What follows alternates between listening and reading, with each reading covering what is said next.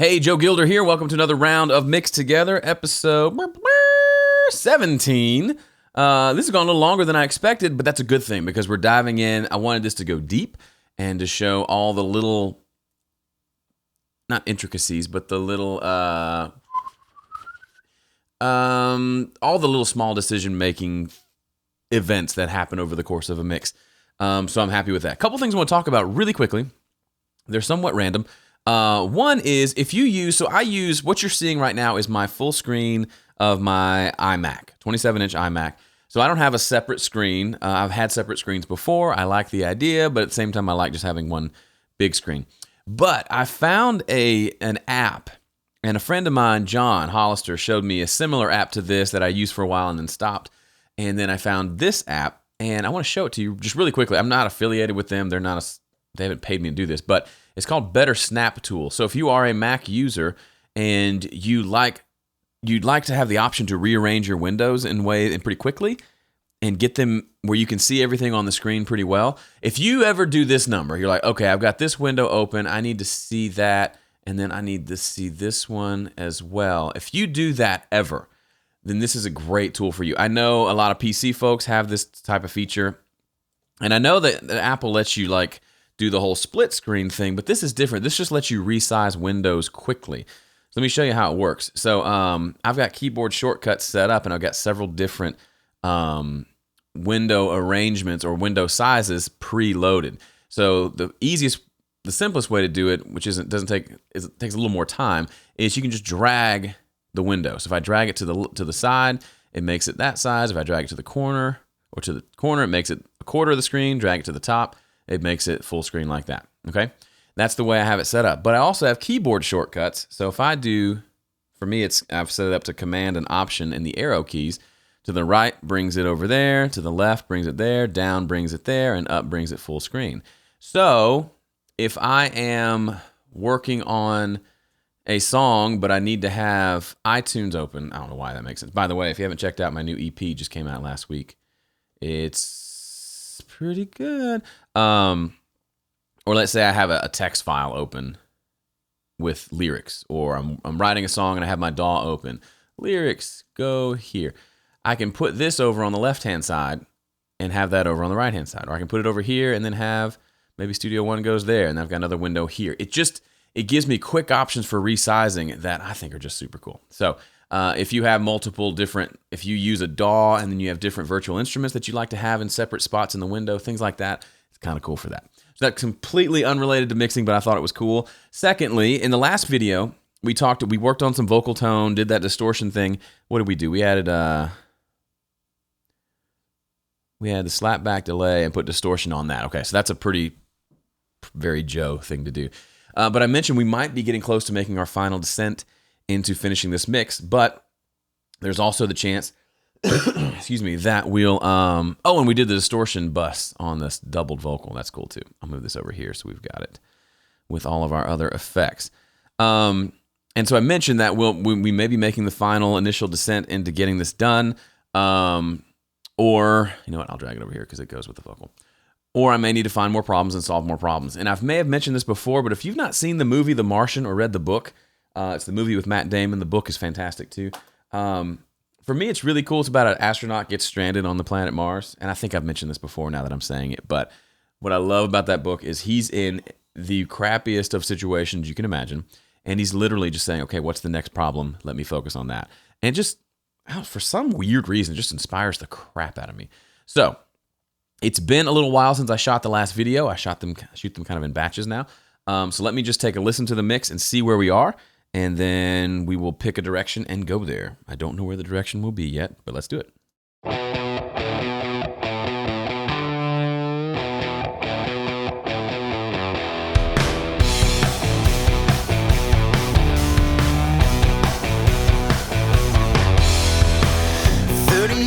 Doing the same old thing, always wondering, hey, what's in it for me? What's in it for me? Gotta know what's the ROI.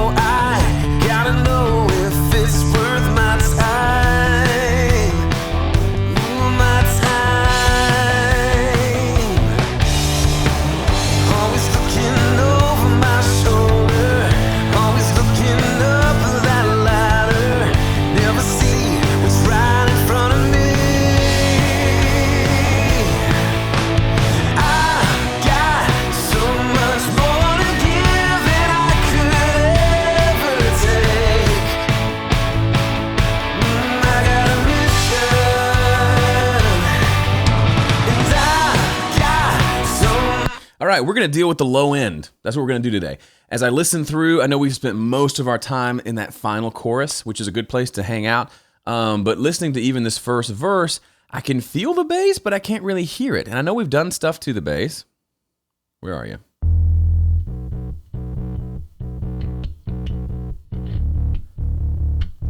And so it's got the low end there, possibly. So a couple things I'm hearing.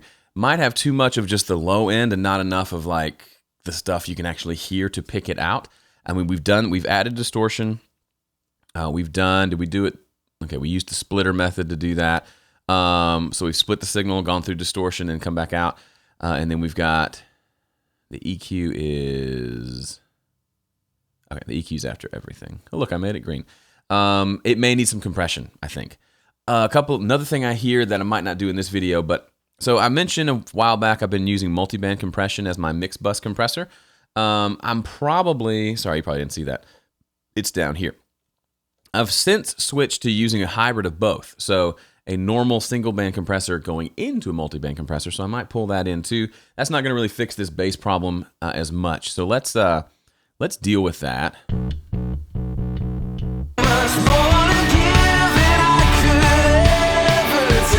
It's more in the verses I'm not hearing it, so let's go there. What's in it for me? What's in it for me?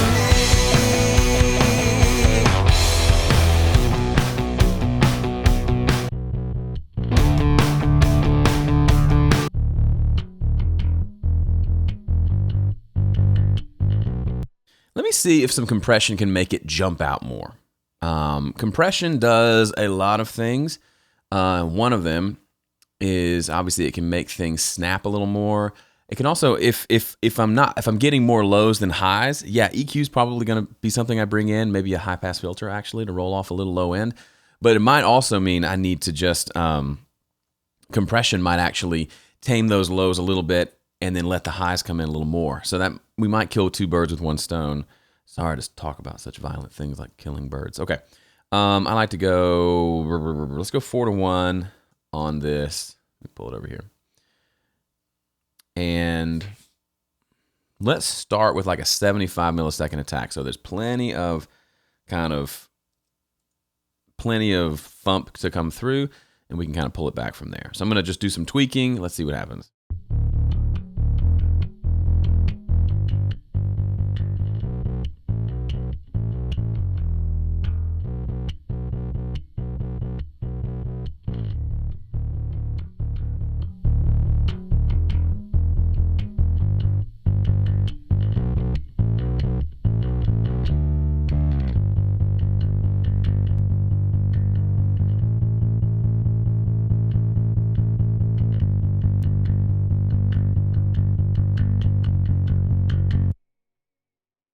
Okay, I did something there that I think is important. I know I'll need to mess with the tone of the bass a little bit. And if I'm compressing it and then I'm going to go mess with the EQ later, if I mess with the EQ before the compressor, it's going to change how much the compression's happening. So I'm switching that order. I'm going to put the compressor before the EQ, get the compression sound that I want, and then EQ that sound. That's kind of my thought process there.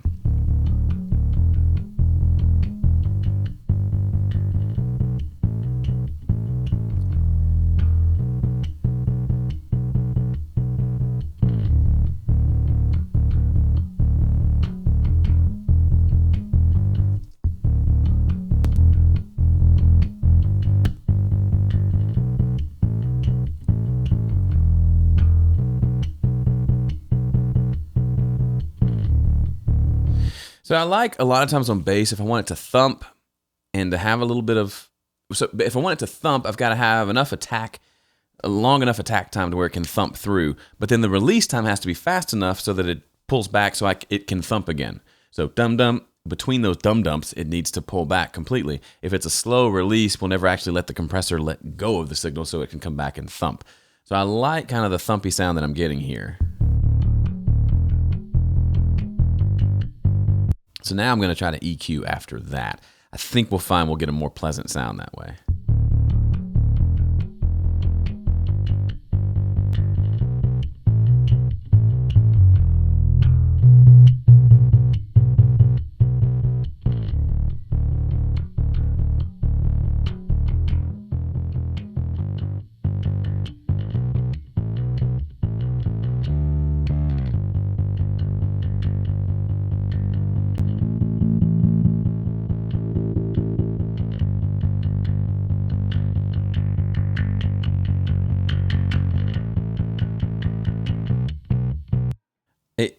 It may not be your traditional, what you think of as a bass tone, but I kind of dig how dirty it is. Let's see how it sounds. Let's just see how it sounds with the drums to start.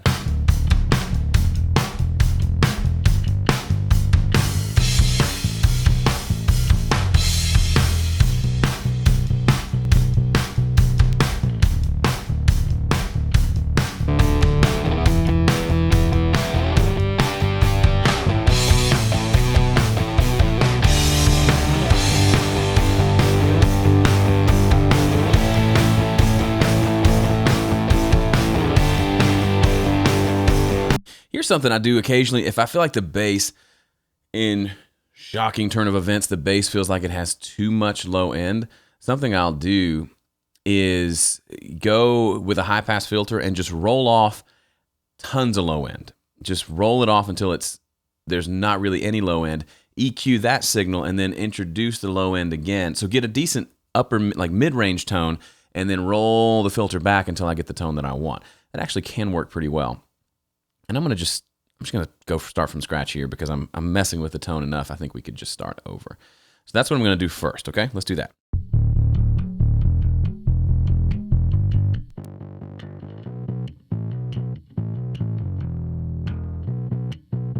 So all the like sub bass frequencies are gone. We're rolled off at 168 hertz. Now I'm gonna EQ this, then introduce the lows again. See if that works.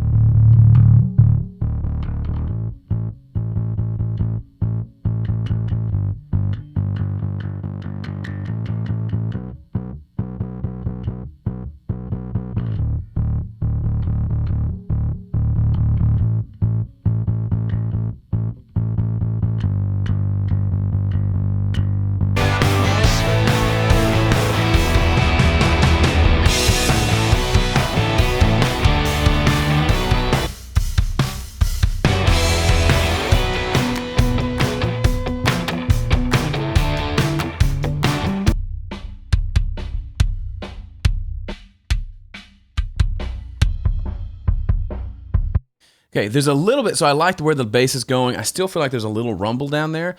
I'm gonna mess with this kick out mic that we have. It's kind of resonating the whole time. It's going woo, woo, woo, woo, between hits. I don't normally use gates a lot in mixing or expanders, but I'm gonna use one here because it's between hits, it's got too much low end. So let's just deal with that real quick.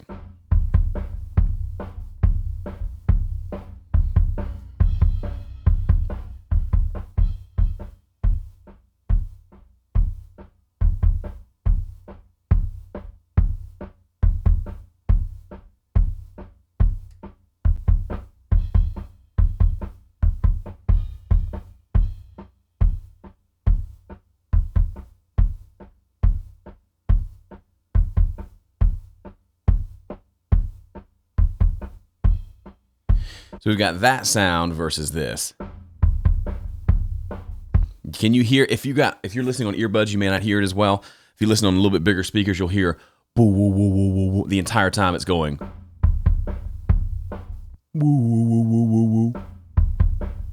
Woo, woo, woo, woo. Constant, right? So that's giving me a little too much low end there. If I just gate that sound, I only hear the thud, and the rest gets turned down by 27 dB. So the overall kick sound now sounds like this.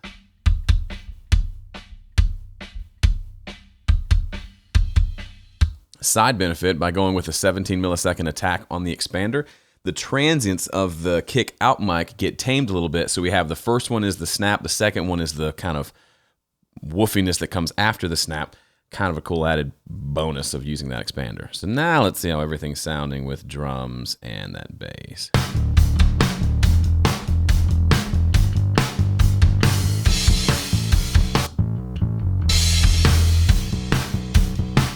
Still feels a little too mid-rangey in the bass. I'm going to mess with it a little more.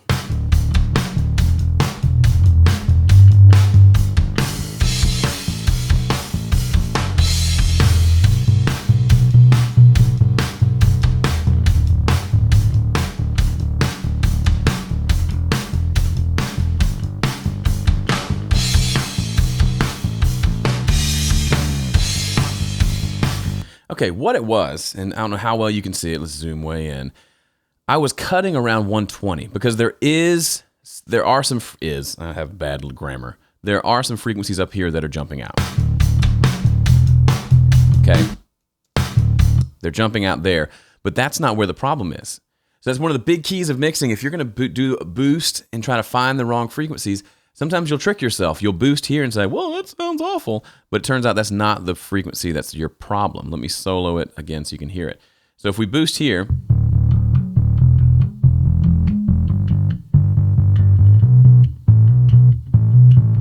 that's kind of the note that he's playing, right? It's that B note, and it's coming in at what, around 127 hertz. So normally especially when Joel's playing his rig, there's usually some buildup at 120, so I usually turn that down. But I kept turning it down and listening in the mix, and it still sounded too indistinct in the low end and too woofy. So I brought it down lower, and lo and behold, it's more down in the 80 hertz range where the real problem is. So I'll do that now listening with the drums, and you can hear that.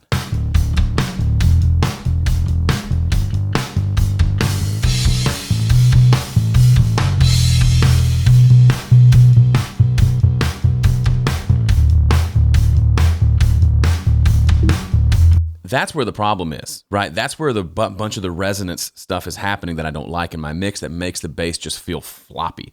So it's at 82 hertz instead of 120. It's a pretty big difference. So we're going to cut there and see how we like that.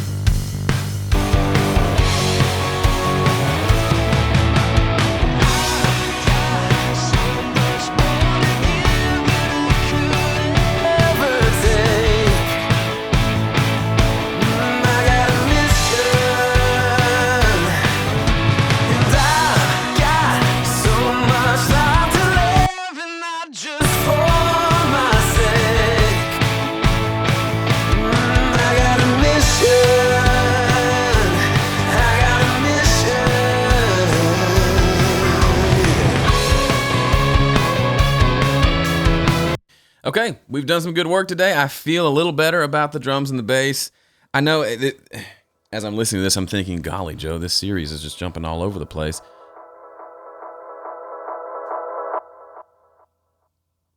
I don't know what that was. I'm thinking to myself, sheesh, this series is jumping all over the place. You've already done drums and bass. You should be done. But that's the thing, right? That's how it goes with mixing. I'll get a solid foundation. I'll go make some changes, and I'll think, well, you know what? That foundation either wasn't solid or it's not working anymore. So let's go back and adjust it. I'm still not completely happy with the drums and bass sound, and so I may still revisit that some too. And if that's annoying for you, I get it. Mixing can be annoying for me too.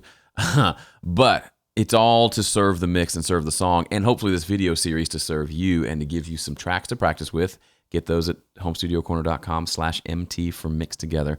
But also to serve you and showing you the video, just showing you this process. This is the kind of video series that I've done historically for my paid courses.